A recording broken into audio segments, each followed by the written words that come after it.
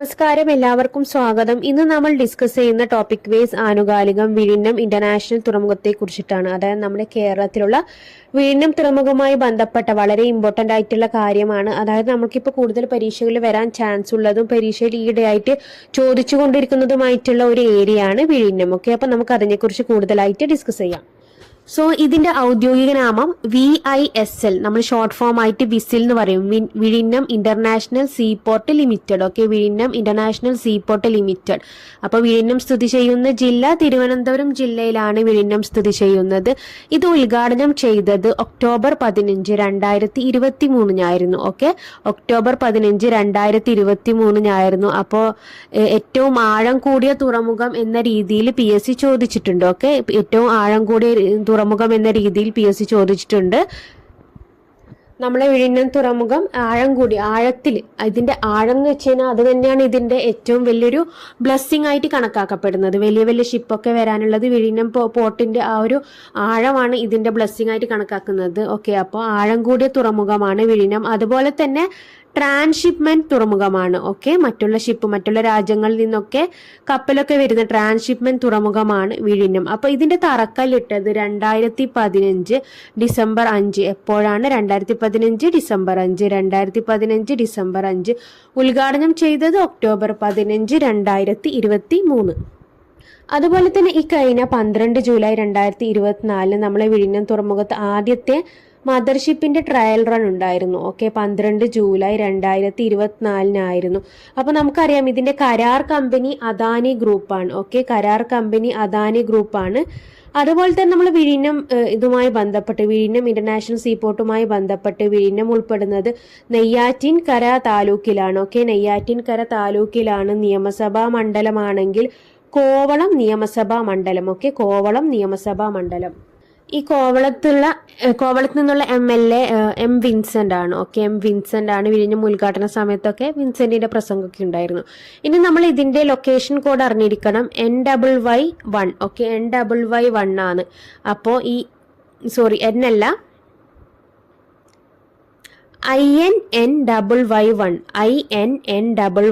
Okay, INNYY1. അതായത് ഇതിൽ IN ഉദ്ദേശിക്കുന്നത് നമ്മുടെ ഇന്ത്യ. ഓക്കെ, NYY എന്ന് ഉദ്ദേശിക്കുന്നത് നെയ്യാറ്റിൻകര. ഓക്കെ, IN ഇന്ത്യ ഉദ്ദേശിക്കുന്നതാണെങ്കിൽ NYY നെയ്യാറ്റിൻകര ഉദ്ദേശിക്കുന്നു. അപ്പോൾ വിഴിഞ്ഞം ലൊക്കേഷൻ കോഡ് INNYY1 ആണ് വിഴിഞ്ഞത്തിന്റെ ലൊക്കേഷൻ കോഡ്. ഓക്കെ, അപ്പൊ നമ്മൾ ഇതിന് മുമ്പ് ഒരു കാര്യം പറയുകയാണെങ്കിൽ വിഴിഞ്ഞത്തിന്റെ ഇപ്പോഴത്തെ മാനേജിംഗ് ഡയറക്ടർ ദിവ്യ S അയ്യർ ആണ്. ഓക്കെ, ദിവ്യ S അയ്യർ ആണ് വിഴിഞ്ഞത്തിന്റെ ഇപ്പോഴത്തെ മാനേജിംഗ് ഡയറക്ടർ. അപ്പൊ നമ്മൾ പറഞ്ഞു ഇന്ത്യയിലെ ഏറ്റവും ആഴമുള്ള തുറമുഖമാണ് വിഴിഞ്ഞം തുറമുഖം. ആദ്യത്തെ കണ്ടെയ്നർ ട്രാൻസ്ഷിപ്മെന്റ് തുറമുഖമാണ് വിഴിഞ്ഞം തുറമുഖം. അതുപോലെ തന്നെ ആദ്യത്തെ സെമി ഓട്ടോമാറ്റഡ് ക്രെയിനുകളൊക്കെ സ്ഥാപിച്ച തുറമുഖം ഇന്ത്യയിൽ വിഴിഞ്ഞം തുറമുഖമാണ്. അപ്പോൾ വിഴിഞ്ഞം തുറമുഖത്തിനെ കുറിച്ച് പറയുകയാണെങ്കിൽ ഇത് സ്ഥിതി ചെയ്യുന്ന താലൂക്ക് നെയ്യാറ്റിൻകര.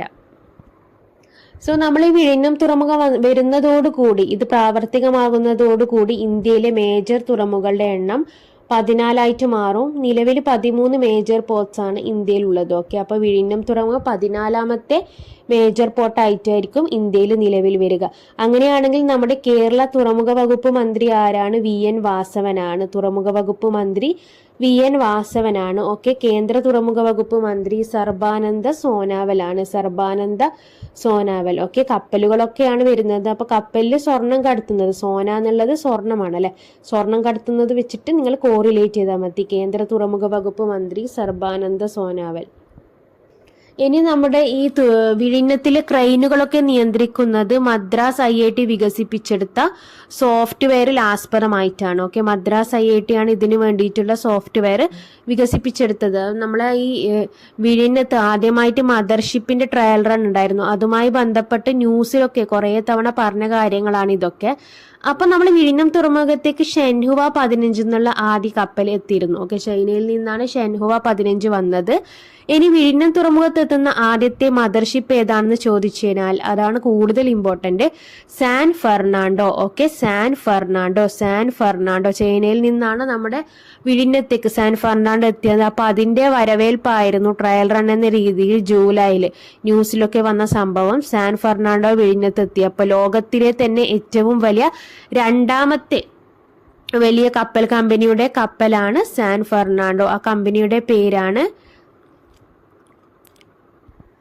സോറി ഇതിന് മുമ്പ് ഒരു ഡേറ്റ് കൂടി ഞാൻ പറയാൻ വിട്ടുപോയി. 2015 ഓഗസ്റ്റ് 17 വിഴിഞ്ഞം കരാർ ഒപ്പുവെച്ചത്. 2015 ഓഗസ്റ്റ് 17 അദാനി പോർട്സുമായിട്ട് ഈ ഒരു കരാർ ഒപ്പിട്ടത്. അപ്പൊ ഇതിന് തറക്കല്ലിട്ടത് ഡിസംബർ 5 ഉമ്മൻചാണ്ടി ആയിരുന്നു. 2015 ഡിസംബർ 5 തറക്കല്ലിട്ടത് ഉമ്മൻചാണ്ടി. ഇനി ക്രെയിനുകളുമായി ആദ്യത്തെ കപ്പലെത്തിയത് 2023 ഒക്ടോബർ 15. ഓക്കെ, ഒക്ടോബർ 15 ഇനി ആദ്യമായിട്ട് എത്തുന്ന മദർഷിപ്പാണ് സാൻ ഫെർണാണ്ടോ. ഓക്കെ, ആദ്യമായിട്ട് എത്തുന്ന മദർഷിപ്പാണ് സാൻ ഫെർണാണ്ടോ. ലോകത്തിലെ തന്നെ രണ്ടാമത്തെ വലിയ ചരക്കു കപ്പൽ കമ്പനിയുടെ മദർഷിപ്പാണ് സാൻ ഫെർണാണ്ടോ. സോ ഈ സാൻ ഫെർണാണ്ടോ എന്ന് വെച്ച് കഴിഞ്ഞാല് രണ്ടാമത്തെ വലിയ കപ്പൽ കമ്പനി ആയിട്ടുള്ള മെസ്കിന്റെ, ഓക്കെ, ആ കപ്പൽ കമ്പനിയുടെ പേരാണ് മെസ്ക്. മെസ്കിന്റെ ഏറ്റവും വലിയ കപ്പലാണ് സാൻ ഫെർണാണ്ടോ. മെസ്ക് എന്നുള്ളത് ലോകത്തിലെ തന്നെ രണ്ടാമത്തെ വലിയ കപ്പൽ കമ്പനിയാണ് മെസ്ക്. അത് ഡെൻമാർക്ക് നിർമ്മിതം അല്ലെങ്കിൽ ഡെൻമാർക്കിന്റെ മേസ്കിന്റെ ആണ് ഈ ഫെർണാണ്ടോ എന്നുള്ള കപ്പൽ. ഓക്കെ, ഡെൻമാർക്കിന്റെ മേസ്ക് എന്നുള്ള കമ്പനിയുടേതാണ് സാൻ ഫെർണാണ്ടോ. അപ്പൊ ഈ ഒരു കപ്പലിന്റെ പ്രത്യേകത, ഓക്കെ, ഇത് ലോകത്തിലെ തന്നെ രണ്ടാമത്തെ വലിയ കപ്പൽ നിർമ്മാണശാലയാണ് ഈ മേസ്ക്. ഇനി വിഴിഞ്ഞം പദ്ധതിയുടെ ആകെ ചെലവ് 7700 കോടിയായിട്ടാണ് പത്രങ്ങളിൽ വന്നിട്ടുള്ളത്. ഓക്കെ, 7700 കോടി. ചെറിയ ചെറിയ വ്യത്യാസമൊക്കെ കാണും. കേരളത്തിന്റെ വിഹിതമാണെങ്കിൽ 4600 കോടി എന്നാണ് പറയപ്പെടുന്നത്. 4600 കോടി. സോ നമ്മൾ ഈ ചരിത്രവുമായി ബന്ധപ്പെട്ട് പറയുകയാണെങ്കിൽ ചോള രാജാക്കന്മാരുടെ സമയത്ത് രാജേന്ദ്ര ചോള പട്ടണം എന്നാണ് വിഴിഞ്ഞം അറിയപ്പെട്ടിരുന്നത്. ഓക്കെ, രാജേന്ദ്ര ചോള പട്ടണം എന്നാണ് വിഴിഞ്ഞം അറിയപ്പെട്ടിരുന്നത്. ഓക്കെ, ഇനി പൊതു സ്വകാര്യ പങ്കാളിത്തത്തോടെയുള്ള ആദ്യത്തെ തുറമുഖ പദ്ധതി ഏതാണെന്ന് ചോദിച്ചാൽ അത് വിഴിഞ്ഞമാണ്. ഓക്കെ, പൊതു സ്വകാര്യ പങ്കാളിത്തത്തോടെയുള്ള ആദ്യത്തെ തുറമുഖ പദ്ധതിയാണ്. ഇനി വിഴിഞ്ഞത്തിന്റെ ആഴം ഏകദേശം 18 മീറ്റർ ആണ്. ഓക്കെ, 18 മീറ്റർ ആണ്. അപ്പൊ ആഴം കൂടുന്നത് കൊണ്ടാണ് വലിയ വലിയ കപ്പലുകൾ നമ്മുടെ വിഴിഞ്ഞത്ത് അടുപ്പിക്കാൻ പറ്റുന്നത്. അതുപോലെ തന്നെ രാജ്യത്തെ ഏറ്റവും വലിയ കപ്പൽ നിർമ്മാതാക്കളുടെ കപ്പലൊക്കെ വിഴിഞ്ഞത്ത് എത്തും എന്നൊക്കെ ന്യൂസ് ഉണ്ട്. ഇനി നമ്മൾ പോർട്സിന്റെ ജനറൽ സെക്രട്ടറി മൊത്തത്തിൽ ആരാണെന്ന് ചോദിച്ചു കഴിഞ്ഞാൽ ശ്രീനിവാസ് അയ്യേഴ്സ് ആണ്. KS ശ്രീനിവാസ് അയ്യേഴ്സ് ആണ് പ്രിൻസിപ്പൽ സെക്രട്ടറി ഓഫ് പോർട്സ്. ഇതൊക്കെ വീണ്ടും ഔദ്യോഗിക സൈറ്റിൽ നിന്നുള്ള അടുത്ത പോയിന്റ്സ് ആണ്. ഓക്കെ, അതുപോലെ തന്നെ ചീഫ് എക്സിക്യൂട്ടീവ് ഓഫീസർ ഓഫ് വിഴിഞ്ഞം international seaport limited Sreekumar K Nair. Okay, ആരാണ്? ശ്രീകുമാർ K നായർ. ശ്രീകുമാർ K നായർ. ഇനി ദിവ്യ S അയ്യർ ആരാണ് നമ്മൾ പറഞ്ഞു? മാനേജിംഗ് ഡയറക്ടർ ദിവ്യ എസ് അയ്യർ IAS.